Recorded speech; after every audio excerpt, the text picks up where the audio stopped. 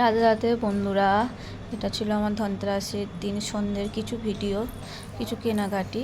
এখানে আমি রেডি হচ্ছিলাম জামা প্যান্ট বার করে, আর এখানে বর্মশাই লাইটগুলোকে টানাচ্ছিল।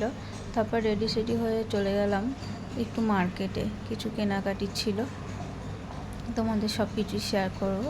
এই যে লাইটগুলো জ্বালিয়ে দিয়েছিলাম এখানে, ব্যাকগ্রাউন্ডে কিছু আওয়াজ আসছে, সেগুলোকে ইগনোর করো, কিছু ভাঙামুড়ির কাজ চলছে তাই হয়তো আসছে। এই যে কিছু কিনছিলাম, তোমাদের পরে দেখাচ্ছি আমি এখানে সোনার দোকান দিয়ে কী কিনেছি। তারপরে অনেক কেনাকাটা হয়ে যাওয়ার পর আমি মার্কেটে চলে গেছিলাম পুজোর জন্য কিছু জিনিস কিনতে, কেন এবছর দিওয়ালি আর মায়ের পুজো একসাথেই পড়েছে। তো নিজেকে একা একাই জোগাড় করতে হয়েছে দুটো পুজোরই, অনেকটাই কষ্ট হয়েছে, তাই দুদিন ধরে কোনো ভিডিও তোমাদের দিতে পারিনি আমি। তো এতটাই শরীরটা খারাপ ছিল যে কোনো ভিডিও আমি দিতে পারিনি। এই যে গোপুর জন্যেই আমি জিনিসগুলো কিনেছিলাম, কিছু হাতের চুড়ি, কোমরের গোট, একটা মুকুট।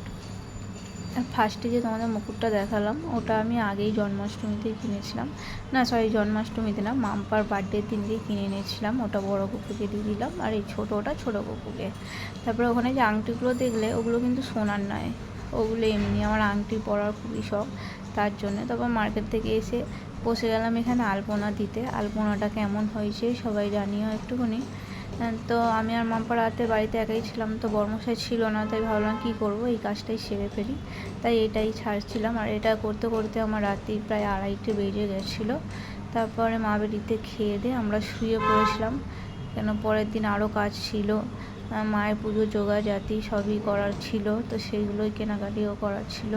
সেই জন্য রাতে 2:30টার সময় শুয়েছিলাম, শুয়ে কিন্তু আমি উঠে গেছিলাম ভোর 5:30টার সময়। বাই বাই বন্ধুরা, নেক্সট ব্লগ আসছে।